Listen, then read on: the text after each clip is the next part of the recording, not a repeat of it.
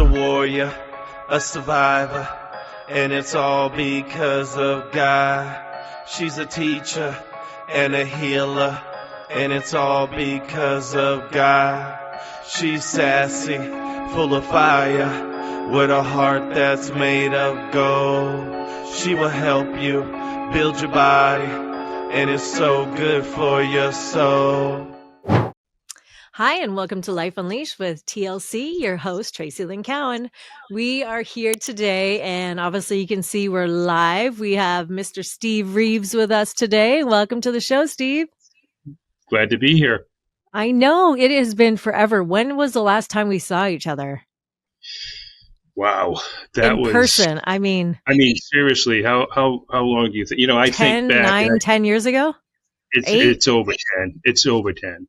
Oh my goodness, But it's crazy. when you look back, still look when the you say, same. oh, thank you. You look just as beautiful as always. Thank you. I paid him to say that, everybody. I'll give you the $20 later. I'll mail it to you. Oh, I love it. You know what I love about Steve too is that we are all about embodiment of health and wellness and fitness. And Steve and I met, I can't even remember. I know that it was some kind of fitness show because it had to be. That's kind of where. I believe it was in Las Vegas, wasn't it? Was it? Was it Olympia? Maybe. It might have been. Yeah, it might have been. Yeah. I mean, so Steve has been in the industry of health and wellness and bodybuilding. Steve was a bodybuilder for a little longer than I was. I bodybuilded for 13 years. And so, but I love the sport. And tell me how you got into bodybuilding originally. Yeah, it's an interesting story. It all started when I was very young. Right. When I was very, very young, 10, 11, 12, 13 years old. I have two other brothers. We're about a year apart. We all three of us competed in bodybuilding. Okay. And so I lived in a household that, I have very strict parents, very strict. Okay. My father was very strict. Yeah. And so to survive my household, my mom said, you guys better start lifting weights. If you're going to survive in this house, you guys got to bulk up a little bit. You're too skinny. So my mom bought us a set of weights from Sears, those old plastic cement weights. If anybody, I'm going to say I don't remember those. Just so yeah, it's really old. We're going way back. But and we lifted down in the basement. We started training. I started training at 12 years old, 13 years old, all three of us. So we all worked out together. And that's kind of how it started, just getting into bodybuilding. I go back in the 80s, early 80s, so following the old-time bodybuilders, Arnold and Lou Ferrigno. And so that's how we had a gym down in my basement, and that's how I started. And my first show was I competed as a teenage Mr. Rhode Island at 16 years old. How old were you? 16? That's young to compete. Yeah. I mean, I remember, do you remember what that felt like being on stage at that age? I mean, I think we're a little bit more fearless than when we're a little older. Do you feel that way? I was okay with that. Every show that I always competed, and I competed in a lot of shows, you're always, nervous, butterflies a little bit, but never nervous. As soon as I got on stage, I was never nervous when I got on stage. I loved being on stage. More nervous about the show, more nervous about how I look. Did I bring in the right package? I always trained to win. Second place. Right. Nobody remembered second place. I always trained to win. So didn't always win, but I did win a lot of shows. And so that was what I was more nervous about. But as soon as I stepped up on stage, because I was always good, I always did very well and won a lot of shows. So I usually always got first. I always got first call out, and usually they put me in the middle right away. So I just had that motivation that I'm going to just crush everybody. So I came in to crush everybody. When I got on stage, I just felt good when I was on stage. More nervous backstage. Oh, yeah. Waiting for it. I got to circle back, though. And I know, sorry to be rude, guys and girls, but speaking of package, I mean, I just want to say one thing. I mean, those are itty bitty tiny little bikini, or not bikini bottoms, but bottoms, right? I mean, I would be more nervous about wearing those than anything. Did that ever, was that something that you're fearful of? No, never. Okay. Well, apparently he's Yeah, that's a good thing. Okay. We'll just leave it at that. I'm sure the ladies will fill in the blanks from there. But, it's one of those things. I remember when I first stepped on stage and my dad came and saw me competing, and I came backstage after, or, you visit with the family and everything. And I was so nervous because my family actually showed up and I was so excited about that. But my sister and my dad said to me, "Aren't you nervous? Like, you're wearing barely any clothes on stage." And I went, "Well, I didn't really think about it like that." And my sister's like, "Well, how did you not think about that? You're wearing this tiny thing, that's right up your butt, and you've got this bikini on, and you're showing everything off." And I just said, for me, it was all about the dedication, the hard work, the time, the discipline, the sleep, the food, the eating, the timing of everything, Hmm. and how much training I put into it, that I thought about, because it was a discipline to get me up there. And so I just thought about my actual physical body and how conditioned it was and how I looked and how I presented. And so, and it's like anything with modeling too. You're going up there and you're putting on a show. Yeah, I mean that's what I was more nervous about, because the Yeah. day of the show, this it. It's the day of the show. Dieting's over, and so hopefully I did what I had to do. Right. I can't go back at this point and fix anything. And so just, but you only have control of yourself. I don't have control over who shows up at the show. I don't have control over the other competitors, Mm-hmm. just myself. So did I put the right amount of work that I had to do? And I always did. It's just, sometimes you win and sometimes you don't. Sometimes there's somebody better. That's just the way it is. Yeah, so true. What do you think it takes for a person to get that discipline, in your opinion? Well, I think people, in general, I think people are born with it in some degree. Hmm. I think you could, though, learn it Okay. over time, but you got to start early in life to learn it. Hmm. I think possibly upbringing too can have a can have an effect on it. But I mean, most people though can be a little lazy and Okay. procrastinate. Procrastination, and we all procrastinate. All of us do Right. procrastinate at some point. But you cannot. You have to overcome procrastination. You have to get that out of your life as quickly as. Or if you are procrastinating, you got to Yeah. know you're procrastinating and stop it immediately. So Right. discipline comes that way. You could train yourself. I think though some people have it easier because they have that mindset early on, and some people don't have that mindset early on, and they try to they try to learn that mindset as they go. And some people can, and I believe some people just can't. Yeah, for sure. And do you think that, is there something certain that we could tell young men or young boys that are interested in getting into the bodybuilding industry, how to approach it in a healthy manner rather than, some of the Yeah. avenues that other bodybuilders Well, go the to? health. It's not a quick fix. You don't grow overnight. You don't get big overnight. You're not going to get a large muscle mass in 3 to 6 months. Hmm. It takes years. This is Yes. years of dedication. This isn't 6 months. This isn't going on a cycle and training for 3 months and thinking you're going to compete at a Right. national level.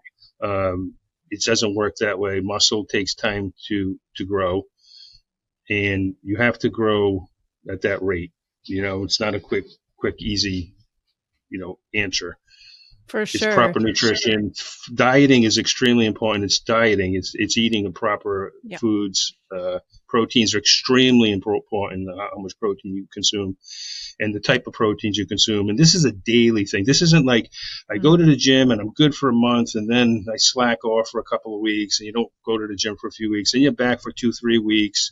Then you don't go. It's all about consistency. Consistency means this is part of your life. It's what you do, just like you get up and go to work every day. You go to the Hmm. gym at the days you need to go, even though you don't feel good, even though you lack of motivation that day, maybe you're not feeling up to it that day, you still have to get your ass in the gym and go. That's We right. have times where we take time off, obviously, when we're sick or whatever, but to just have that laziness and not feel like going, you have to push yourself to go because that's what gets results. Consistency. It's going consistently and following the proper nutrition every single day. Again, taking your 5 meals or 6 meals, whatever you do, or it's 4 meals and 2 shakes, whatever your meal plan is. It's doing that on a consistent 7 day a week, 30 days out of the month, 365 days out of the year, every day, whether it's a Saturday, a Sunday, if you're going somewhere, if you're out, you make sure you have your meals with you. I don't care where you are, you should have at least a couple of meals with you. I do that now, and I haven't competed in years. I stopped competing when I was 40. That's a long time ago. And I still bring my meals with me. But a I lot used of to carry people don't. chicken in my purse. But the thing is, when I tell young kids this is what it takes, they can get overwhelmed when I tell them this. Like, you have to do all that. And then I show them how I make my meals and weighing this and weighing that and preparing all my food for, some foods are prepared. I got enough for like 4 days, 5 days, some are 3 days at the supermarket 2-3 times a week. When I explain all this to them, some people get overwhelmed and wow, that's a lot. That's what it takes. It is overwhelming to the, like average, normal, whatever you want to bracket people, because people think that it's not normal for what we do or what we've done in the bodybuilding and competing worlds. I wasn't a bodybuilder. I was a figure competitor. And if people don't understand what the difference is, there's bikini, there's physique, there's bodybuilding, there's figure. And so there's different categories and different levels of muscle mass as well. So what do you think about all the criticism around people thinking that in order to be a bodybuilder or be at this level or at the level that we were at, that you have to take steroids in order to be in this kind of competition? Well, some people have very good genetics. Genetics plays a very, very big role in bodybuilding. That's just a fact. Even though you put a lot of hard training in, do the right things, everything correctly, genetics is a very big part of bodybuilding, especially at a higher level. When you want to get to the higher level, people have great genetics. They become very good bodybuilders at the national and pro level.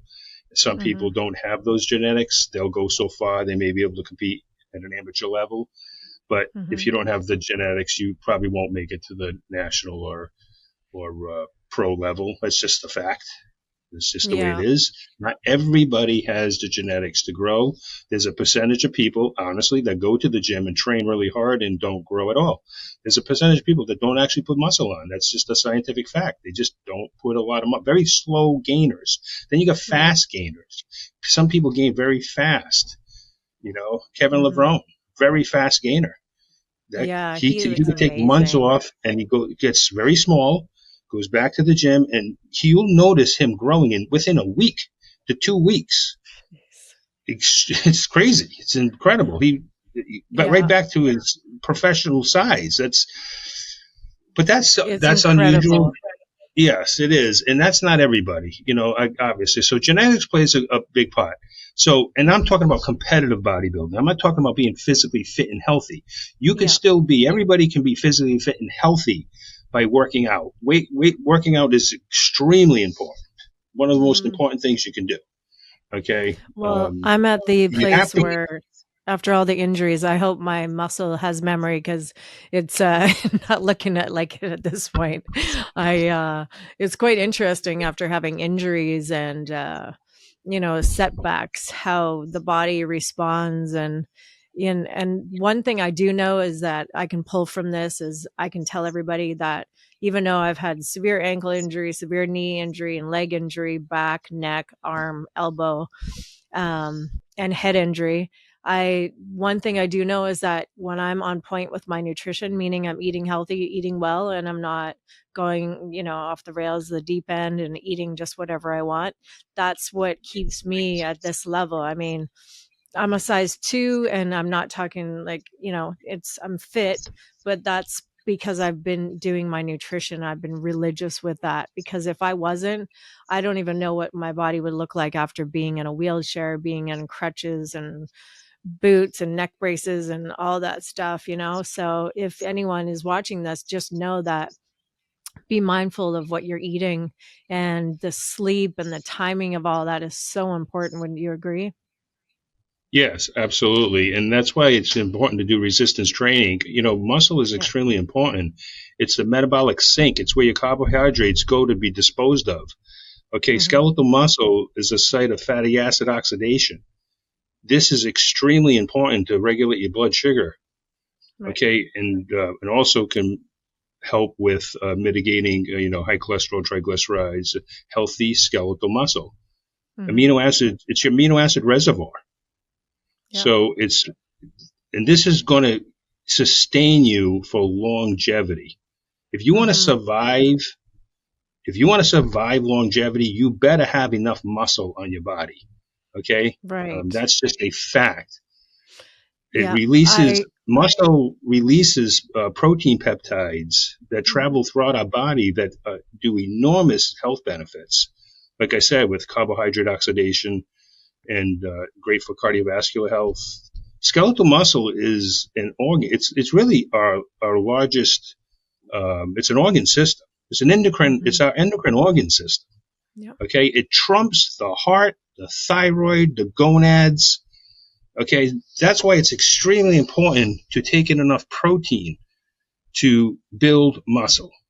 Okay, Right. and help regulate blood sugar levels. Now, CDC, when you look at their list of people with diseases, cardiovascular disease, Alzheimer's disease, diabetes, cancer, they don't put uh, obesity and skeletal muscles not on that list.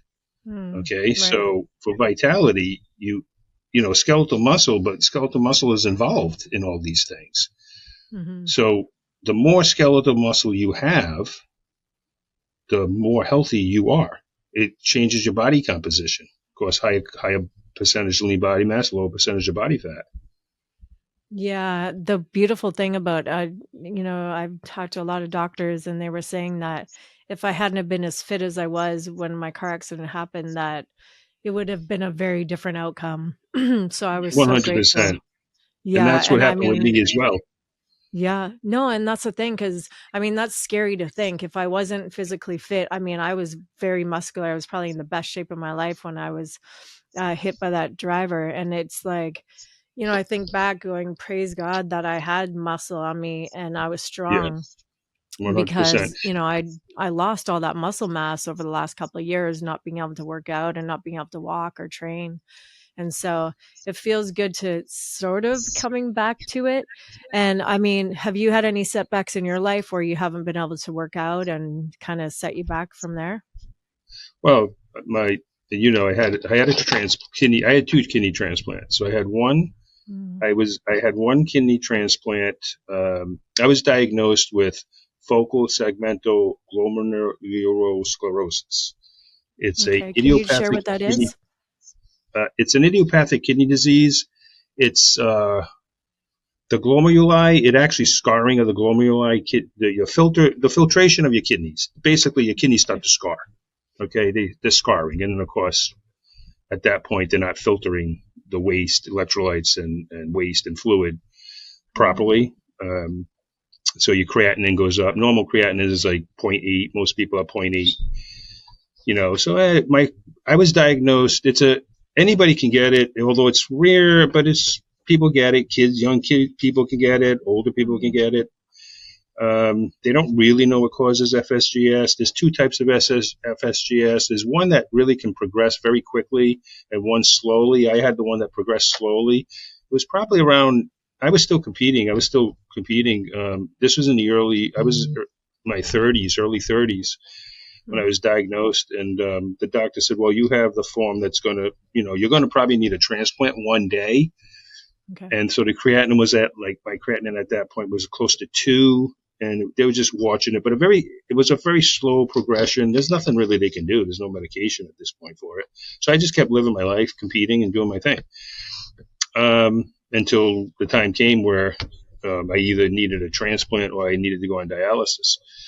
Mm. So, so I just waited, kept living my life, and then there was a point where the creatinine got up really high. It was like at 6, 7. When the creatinine Yeah. gets up to like 7, they'll wait. They won't do a transplant until it gets up to a certain number.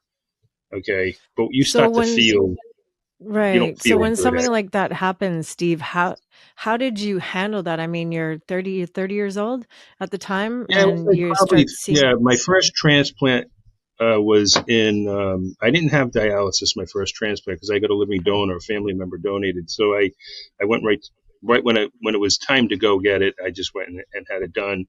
And that Mhm. was in 2007.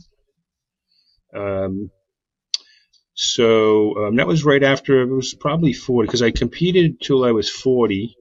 And right after that year, after I competed, that's when I retired from competing. And that following year is when I had after a couple of years after that is when I had the transplant. Right. What goes through your mind when you hear that, you're needing a transplant and you may have to have dialysis and I mean, you're still relatively Uh, young. How well, does how does everybody's different when they react to news. I Mhm. can't speak for other people because everybody has a different mindset. Yeah. I never react to anything that bad. I just never did. I just like, okay. When I went to the doctors and he told me, and I didn't need the transplant at that time. My creatinine was elevated, but not to a point where I needed dialysis. So I just didn't even think about it. I just went and lived my life. I said, I'll deal with it when the time comes. I'm not going to stop Mhm. living my life right now. So I Right. just kept doing I just kind of just never really thought about it too much Okay. until the creatinine. And then I always went for blood work. So I was always going for blood work regularly, just watching it. Years and years went on. And then the creatinine was slowly creeping up. It was slowly going up until the point where I got to a point where I didn't start to feel good. I was still training. I was still going to the gym. They didn't even know how I was going to the gym because at this point my creatinine's like at 6. And normally wouldn't even be able to train at that point. But I Wow. was still able to work out. Didn't feel as good. Again, now that there's a lot of waste buildup, waste is starting to build up in your blood. You're going to get Mhm. some fluid overload, so you start to notice swelling, edema in your ankles. And of course, there was a point where, yeah, now I couldn't really train. I had to do something. So had a fistula put in my forearm, and they said, okay, we're going to put a fistula in your arm. And you have to wait till that heals for like 4 weeks. So they put that in soon enough where they know you're going to go to dialysis Okay. in probably 4 weeks. I chose hemodialysis, not peritoneal dialysis. So I went to a facility where, and of course, at that point, it was time to do dialysis to clean my blood, which I was welcoming it because at this point I felt not good at all. You need to Can you clean your blood. share You with start to feel. everybody Yeah, I mean, can you share what dialysis actually is? Because I don't think everybody knows what that really truly is. Well, hemodialysis, is a fistula in my forearm. I got a fistula right in here, and Okay. that's where they'll put the needles. Is obviously two needles, large needles, 15 gauge needles, so the blood flow can flow easily through. One Jeez. is pulling blood out of your system, going through Mhm. the hemodialysis machine to clean and clear out waste and also fluids. And then the other Mhm. needle is bringing the blood back into your body clean. So there's Mhm. two needles. One, blood's coming out, and the other needle, the blood is going back in clean. Got it. And that takes so many hours to do that. Everybody's different, but usually 3.5 hours. So I would sit there for 3.5 hours, and then it was fine, good to go. Monday, Wednesday, Friday, 3.5 hours. Monday, Wednesday, Friday, and Wow. that's basically what it is. Basically, the hemodialysis machine is your kidney at that point. Mhm. That's what Yeah. it is. It's cleaning your blood, and you could do peritoneal dialysis, which is different. Peritoneal dialysis is peritoneum. It actually, you do it where you can do that at home. Um, but that has to be done 7 days a week. You can do that while you're sleeping. Okay. The lining of your abdominal cavity, the peritoneum, the lining that's where how it's different than the hemodialysis. You have a port coming out of your stomach, and then Right. fluids go Wow. in and cleans. But that is, I didn't choose to do that. Some people say, well, you're doing it at home and you're sleeping, so you're doing it while you sleep, and you're going to sleep anyway. So just do. Nah, you gotta. It's a pain. I didn't like that It choice. sounds like it. I just said, I'm going to go early in the morning, 3 times a week. I'm out of there. I go at 6 in the morning. By 9:30, 10 o'clock in the morning, I'm done. Monday, Wednesday, Friday, I have 4 days where I don't have to do it. Those are the days I trained and exercised and did whatever I wanted to do, whether it was golfing or whatever I did. On the days I wasn't dialysizing is when I did things. The days I dialysized, you get out of there, you don't feel, not so good. But I didn't feel that bad. I even did things. I even went to the gym after dialysis some days. I didn't feel as bad because if you do the right things when you're on dialysis, eating correctly, again, back to your diet, you need to eat correctly. You need to keep your sodium extremely low because remember, you're not urinating as much at this point, so you get fluid overload. Right. So you don't want to go into the facility weighing too much. They pre-weigh you, so they weigh you on a scale when you get there, and then they weigh you after you leave, and they write it down. So if I went in on Monday and they weighed me, there's a target weight that they want you to be at. So if I went in on a Monday and had dialysis and I show up on a Wednesday, I better weigh a certain weight. If I'm over that weight, they're asking you, what did you eat? Did you have too much salt? You got fluid over. You got too much fluid. And the problem with too much fluid is the dialysis machine can only pull so much at a time. They could turn it up a little bit, but the more they try to turn that up to pull more fluid, the worse you're going to feel. So, and then if they can't do it in one session, they'll want you to come back the next day for maybe an hour to get the rest out. So it's best to follow a very clean diet, low salt at that point, and drinking fluids at that point is very low, which is the worst for muscle at this point, but because we want to drink a lot. But on dialysis, I was down to 16 ounces of water a day. That's it. It's like back to bodybuilding. 16 ounces of water a day is all for the last, when you're doing that for the last day. Your last 24 hours and I was doing that. Between I was doing about 32 ounces I was on for 3.5 years on dialysis. So, but there was a point where I was under 25 ounces a day for 3 years of water. Oh, geez. How are you feeling now? How is your health? Oh, it's great. Perfect. I mean, so that was the first, so I was on, so after, and again, I had a transplant. When I had the first transplant, I didn't do dialysis. I had a living donor. I got a transplant and that lasted for 12 years. And after 12 years, the transplant started to show signs of rejection. And that's when I started to get sick and not feel well, and at that point, that's when I had the fistula put in, and that's when I went for dialysis. Because at that point, I needed another kidney. So now I'm on dialysis for 3.5 years, and I'm on the waiting list in Rhode Island for a kidney. I flew to Texas to get on their list. You got to go there in person. So I went there for a week, got on their list. I flew to Jacksonville, Florida. I got on their list because you got to go. You can't get on their list from here. You have to go there. And, you have to physically go there to get on the list. Yeah, they're not healthy enough to do that. That's a problem because you have to be able to go and stay there for a week, and they got to examine you and stuff. What are some of the signs and symptoms that we can share with the audience when we're having some type of kidney failure or you're experiencing what you experienced? So, again, before the first transplant, with the creatinine rising, you start to feel extremely tired, and you will notice a fluid overload. This is before dialysis, before the transplant. This is when is that like edema, like you're swelling in your feet or hands or both? Your ankles. They will swell. Your ankles are going to swell. You're not filtering. The fluids are not being filtered. The waste ain't being filtered correctly. Your kidneys are not working. You will have a lot of edema, very bad too. Feet will get very swollen. And you just won't feel right. But at this point, you probably know what you have at this point anyways, And there's a point where you're going to have to go on dialysis or get a kidney. And my choice the first time, I had a donor. I got a living donor. I skipped. I didn't need dialysis. But again, that first transplant lasted about 12, 13 years.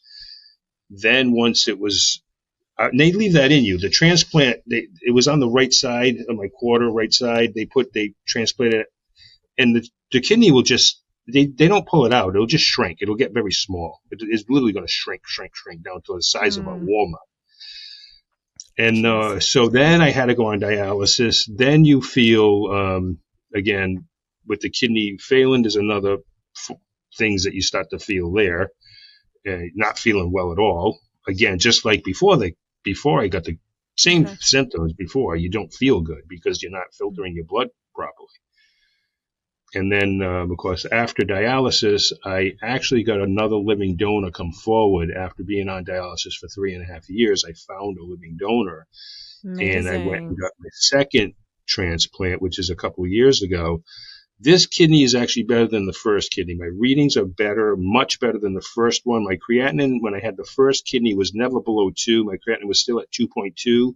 Now my creatinine's at 1, so a much better kidney. They suspect this will last a lot longer, this kidney. And so I had the transplant. So again, I went in and had the transplant. And the funny thing is, when I was in the hospital, when I had the transplant, I'm in the hospital, and I was suffering from some. I wasn't feeling right as far as like getting winded, and I was like this on dialysis. I was very winded at times, and I just figured it was from low hemoglobin. I mean, you can have a low hemoglobin when you're on dialysis, which will make you feel winded. Just walking upstairs and stuff, I'd get winded really easily on dialysis. And I had EKGs done. EKGs were fine. Nothing showed anything.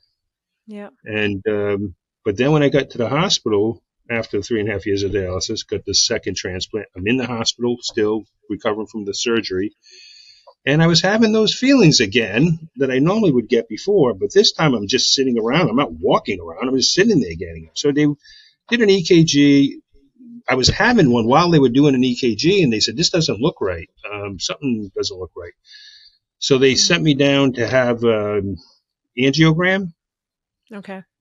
So they had to put the dye, they said, you might have some blockage. If you have a little blockage while you're in the hospital right now, we'll just put a stent in now. Okay. While you're here. Come to find out, that's not the case. It wasn't just that easy. So, and they were concerned because I just had the transplant. I'm still in the hospital, recovering from the surgery. Jeez. So I was concerned about the dye, if that's going to affect the transplant. They said, no, we use very minimal amount of dye.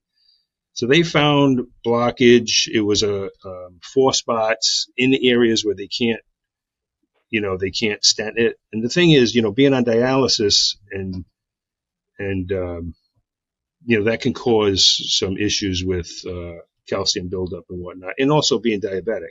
Because when I had the first transplant, because of the immunosuppressant drugs, tacrolimus, you can become diabetic. It's actually called post-transplant diabetes mellitus. So after the first transplant, but after about 6 years of having the kidney, the first transplant, I became diabetic. It's post-transplant diabetes mellitus. It's from the medication. My cholesterol is perfectly years fine. Later too. Triglycerides perfectly normal. Cholesterol perfectly normal. Still, it can cause it because of that's why the immunosuppressant drugs are really not. They obviously you need them so you don't reject the kidney, but they cause some issues. So anyway, so I'm in the hospital with the second transplant. They find the blockage. They're like, you need to do a bypass. You need to do a quadruple bypass. Oh my gosh. So I need a quadruple bypass, and I'm in the hospital just recovering from the surgery from the transplant, the second transplant. So now the doctor's like, trying to figure out I have to go home and recover. They can't do the surgery now, obviously. I just had surgery. But I need to come back as quickly as possible. So I went home for 5 weeks. Obviously, gave me some medication, monitored myself, did nothing. But of course, what am I going to do anyways? I just got out of surgery, kidney transplant, so I'm not going to be doing nothing anyways. Recovered for 5 weeks, came back and had a quadruple bypass after 5 weeks of having the transplant. Wow. How the human body is so fascinating. I mean, when you thought about that, when you went into the quadruple bypass, that surgery, were there any thoughts of you worrying that you'd come out of that alive? No, no, I knew I would. Uh, if I take a step back, I also went through some worse things when I was on dialysis. The first time when I was on dialysis, after I lost the after obviously the first transplant had failed after 13 years, I actually caught COVID. The worst thing you could do is get that sick when you're on dialysis, because that'll Yeah. kill you. Because I had 3 people die in my facility that caught COVID and died. So I caught COVID, and Jeez. I couldn't even breathe. I literally could not breathe. So I called the ambulance. They rushed me to the hospital, and they put me on oxygen, and I was recovering. I didn't have, they didn't ventilate me at this point. I didn't need that, but I was on oxygen. I was in the hospital for 9 days. They released me because my oxygen got better, but I still wasn't breathing well. I got home. Now I'm on dialysis now, so they had to dialyze me in the hospital more than 3 times a week. That week, I was in there for 9 days. They probably dialyzed me 5 times in the time I was there. But then they released me. They probably shouldn't have released me. I was only home for 4 days. By the 5th day, was so bad, I was suffocating. I could not breathe. I had oxygen at home, and it wasn't enough. I could not breathe with the oxygen. I called the ambulance. They came. I couldn't even they had to carry me out of the house. I had so much fluid overload. My ankles got swelled up so fast in 2 days, I couldn't even walk. And So they how rushed did me they to the relieve hospital. that? Dialysis. So I had to dialyze 5 days a week, not 4, not 3. And normally it's 3. I did 5 days a week in the hospital. So the second time I went back to the hospital, I was there for a month. I was there for 4 weeks. I had to stay there for 4 weeks. And they treated me with oxygen. Again, no ventilator, thank God. I didn't do that. That probably would have killed me. But I did regular Yeah. oxygen. But this time they cranked it up. I was on like 35. I was a high number oxygen. That I felt good with the mask. As soon as I got to the hospital and they put the mask on, I was like, oh, leave it on. I could finally breathe. So I was in ICU. I had more doctors and nurses in my room. ICU, isolated myself. I was there for like 8 days in ICU, and then they moved me to a room and stayed there for 4 weeks. Kept changing. At that point, this was early when COVID just came out. It was really early, and when it first started. So they're really treating it, antibiotics, treating it like a Did they know what pneumonia. it was at that time? That it was COVID? Yeah, they did. They did, but there was no, you kind of just if They your were immune trying to system's figure strong out. enough, you could fight it with your own immune system, let's face it. But my immune system's not strong. I just had I was on dialysis. So, Yeah. that's why. But, so they're doing IV medication for a week, come in the hospital, 4 or 5 doctors always came in at a time, not one, 4 or 5. You feeling better? Nope. Change the IV to something else. Week later, you feeling better? Nope.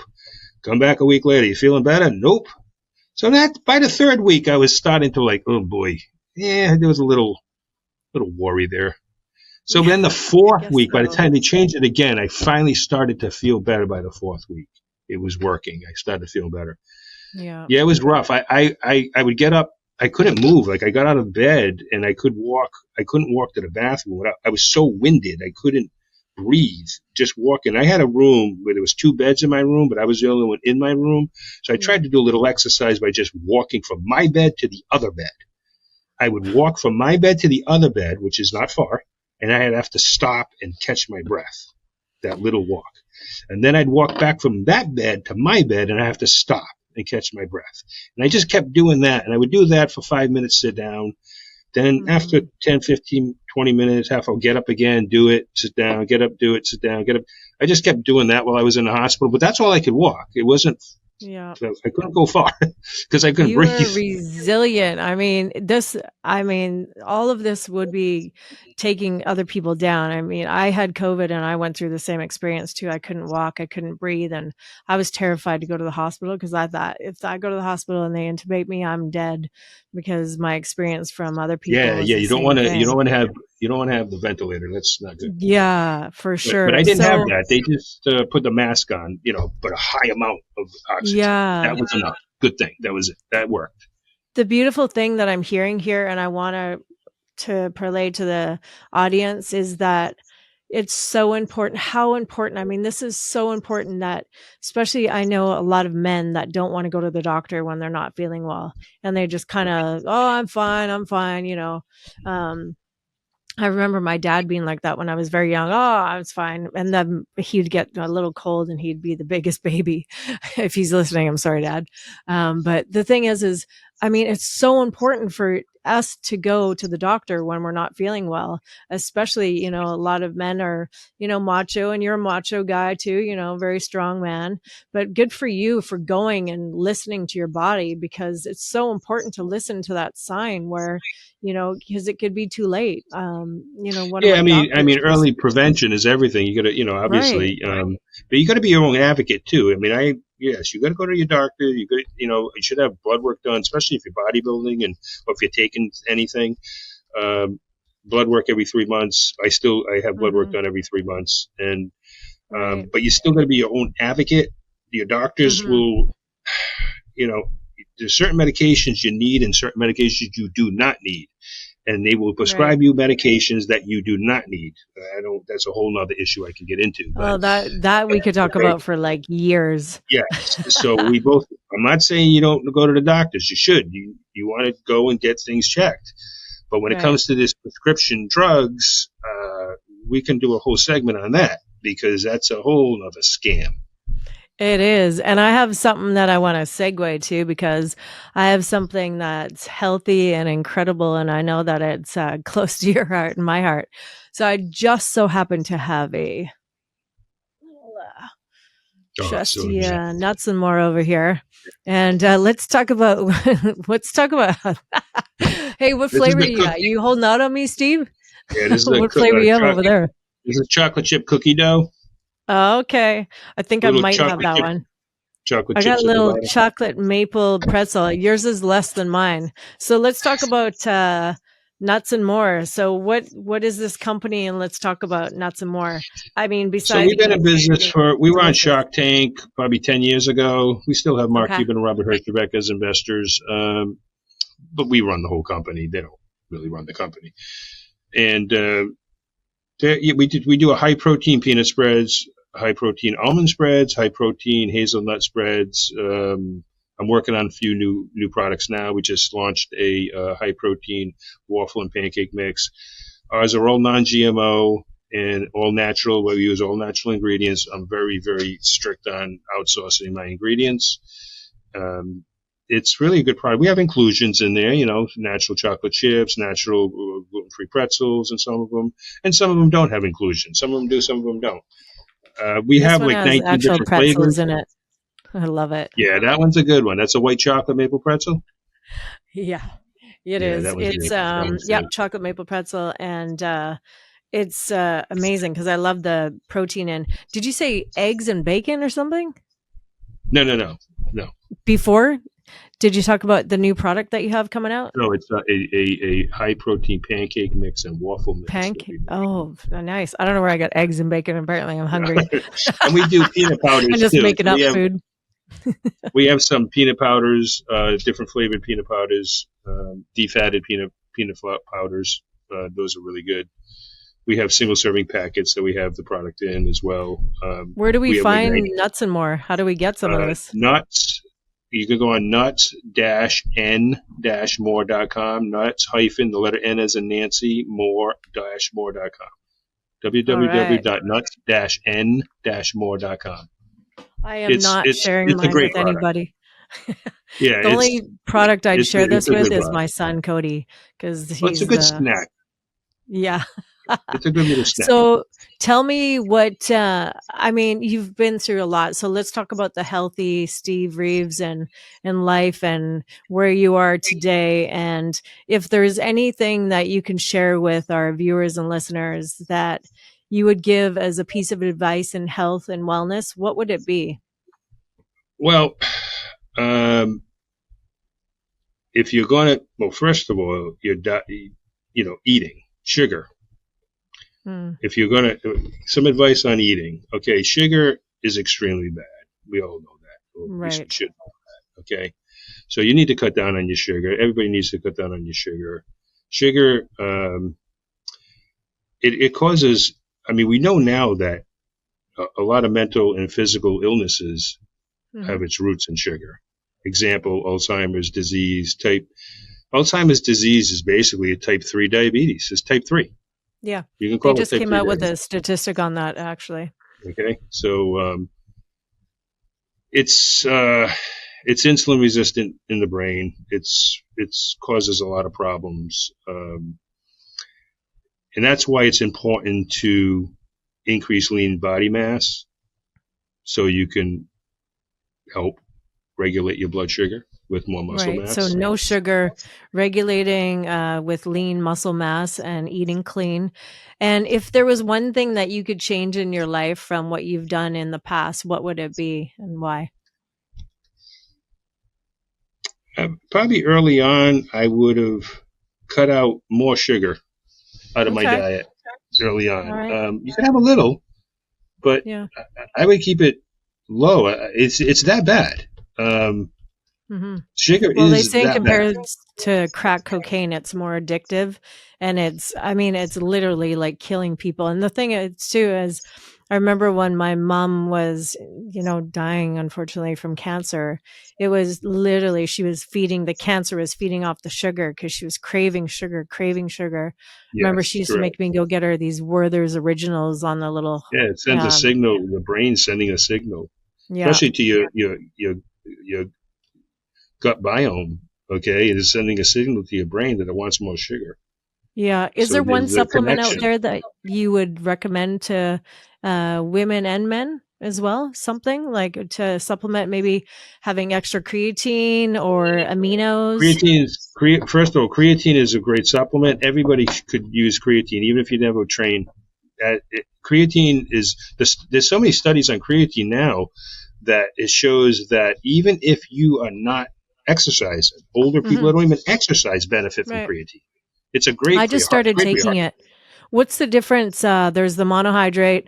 Do you find is that true that monohydrate would you bloat from that and hold a little extra fluid? Well, when you're training, you're trying to hold a little extra fluid in the muscle because it's 80% water. So we want to hydrate the muscle, right? That's the reason Right. why you take creatine before you train. A Mhm. hydrated muscle is extremely anabolic. A dehydrated muscle is very catabolic. That's why it's Right. important to hydrate. That's why, and you add an ATP production to your workout, and you're hydrating the muscle, so you get a little hydration there with the creatine. No, it's not going to blow. It's blowing you in a good way. It's holding water in the muscle cells, Yeah, which because is it gets making the behind muscle the muscle, anabolic. correct? Yeah. Yes, it's making the muscle anabolic. And Okay, again, great. we want And the muscle to be anabolic. You're trying to stay in an anabolic state all the time. And hopefully, yeah, our bodies like to go in a catabolic state. You wake up in the right. morning, you slept all night, you urinated, you might be a little dehydrated, you kind of go into catabolic state. That's why the first meal of your day should be high protein. Maybe the highest protein meal is your first meal. Yeah. And then you got to space your proteins out. You can't just say, well, I'm going to consume 100 grams of protein a day. And so I ate 60 the first meal. And Yeah. then in the second meal, I ate, 40 20. and I'm good. See, that Right. doesn't work. You're better off, you got to space it out, but you can have the first meal a little higher, maybe 5 grams or 10 grams higher than the other ones, and space out your proteins, do a variety of proteins.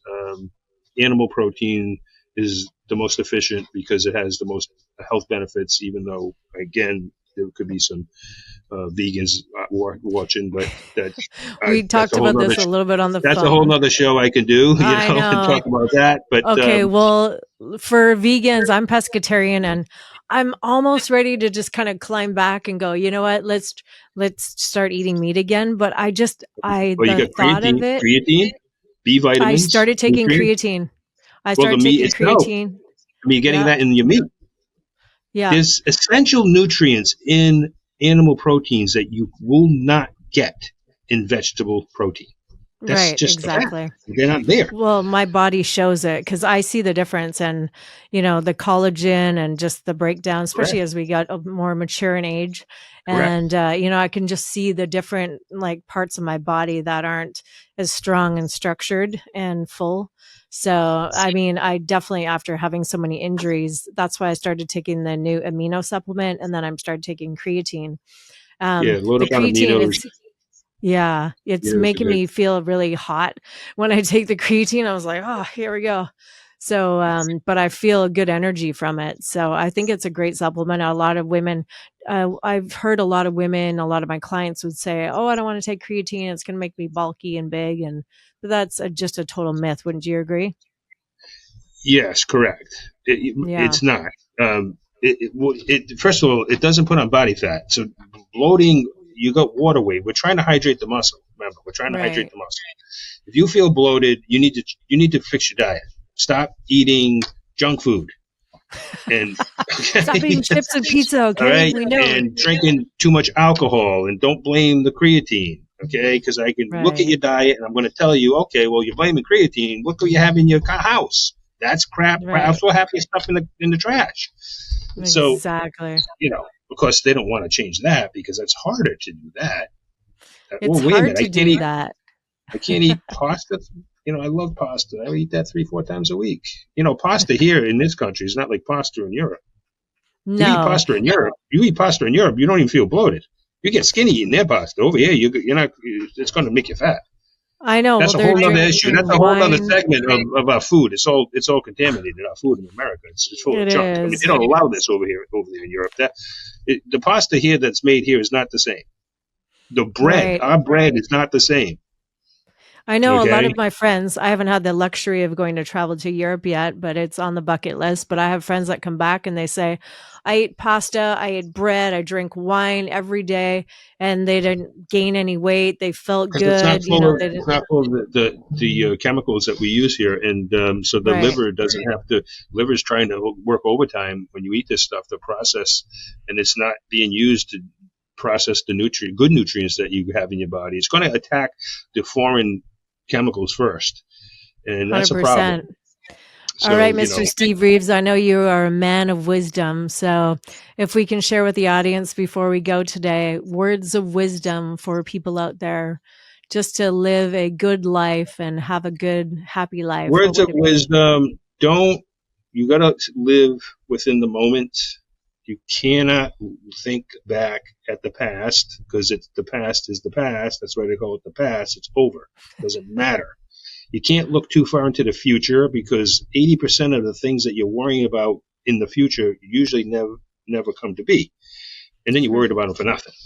Okay, so I get it. You want to plan for the future to a certain degree, but you don't dwell on these things. Don't dwell on the past. Don't dwell on the future. Live within the moment, but be safe and be responsible when you're living within the moment. That doesn't mean, oh, well, I'm Mm, going to live in the moment. I'm going to just eat whatever, drink whatever, and do whatever.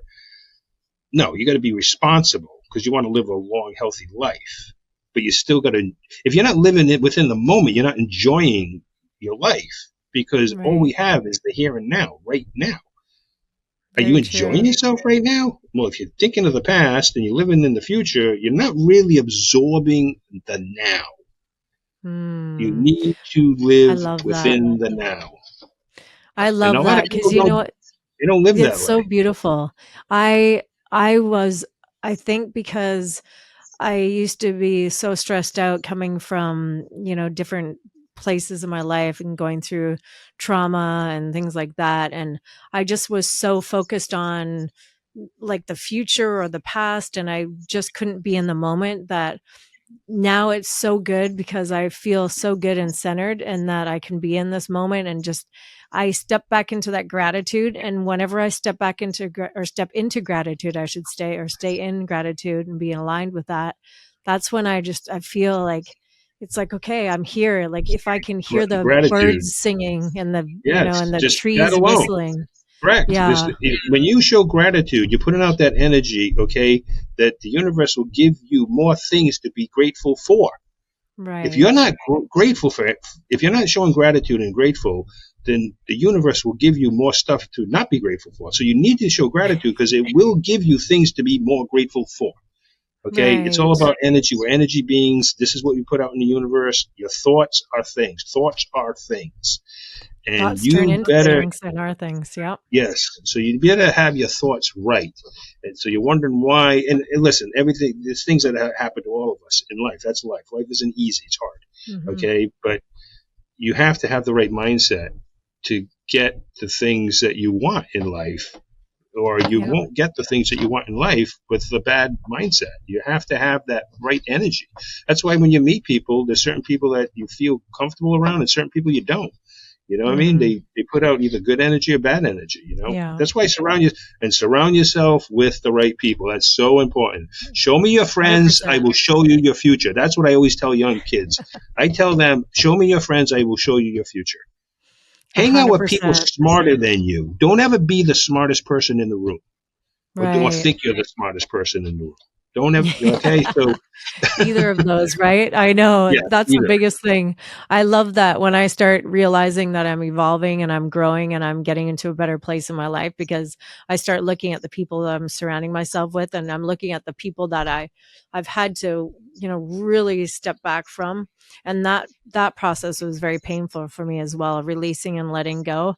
But and then you can be proud of yourself and say, you know what, I've really let go of a lot of stuff that I was holding on to, and that was just kind of like hanging Yeah, on it's a me. weight off your shoulders. I mean, you can't hold Yeah, on to these things. You can't hold on to grudges, and you can't be mad at people. And people do you wrong. That's life. Whatever, right? You get over it. And if exactly. they want to hold a grudge against you, that's on them. That's Right, their hell. They're going to go through hell. I don't hold grudges against people. I don't have right, to talk to you anymore. I don't have to bother with you. But if right. I don't hold You grudges don't want to against be a anybody. prisoner to it. Yeah, No, life is no. short. It's going to affect you more than it's going to affect them. Some people don't even care. So it's bothering you more than it's bothering them. So you shouldn't hold that. You want to People live your don't life. really care about what we're thinking anyway. I Yeah, um I heard one of my counselors say years ago, he's like, you're sitting in a room, you're about to do a speech or something, or you're sitting there, you think people are looking at you and thinking something about you, and he's like, they don't care. They really don't care. They're not looking at you. They don't care if you're going up to say anything, if they take a little golden nugget out of that, then they do. yeah. But, people are just in their own way. They're just kind of like, they're thinking about themselves. They're thinking about what they're doing next. And it's good for us to just stay in our own lane and worry about what we need to keep doing and just keep pushing forward. Life I is mean, very short, very short. yes, I've and lost a couple people adversity. lately, and we have to be Yeah, grateful. yes. Behind every Yeah. moment of adversity in life, there is a blessing and a lesson behind every adversity. Um, Amen to that. ev- Amen to every that. every moment of adversity has these two things. Pain Yeah. always leaves a gift, always. So you got to Oh, stay strong, keep going. Failures are just practice shots. They're not ooh, I failures. love it. You are a strong, resilient man. I appreciate you so much. And I'm so grateful that we have each other in our lives. And I'm glad that we circled back to for so many years and being able Yeah, to great. talk. And And I'm I got to so come down and grateful visit. to I you. do want to come down and visit.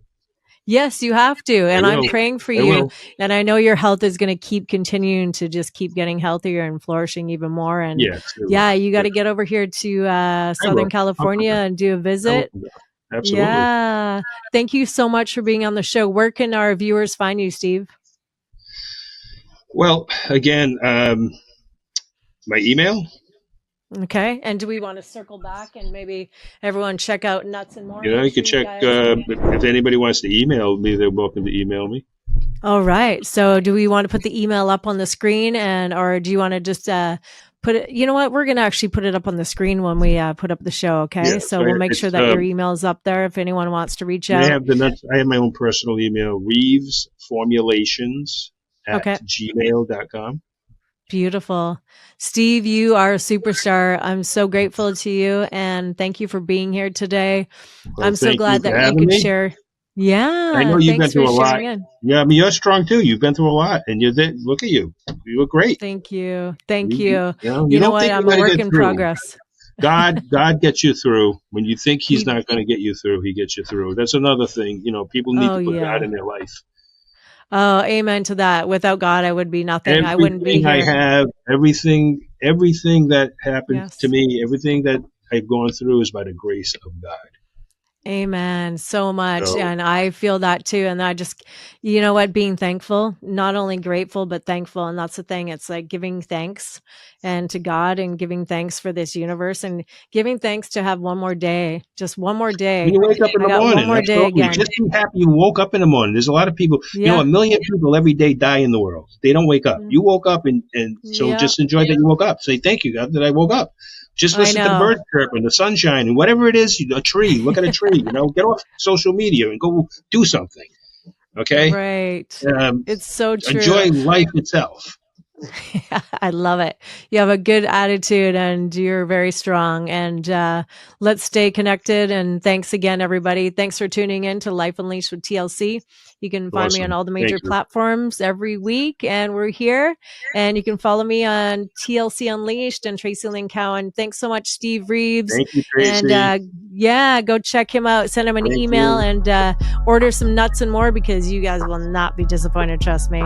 Until next time, we'll see you and stay healthy and stay happy. Bye for now. Thank you. Bye-bye. Bye. She's a warrior, a survivor, and it's all because of God.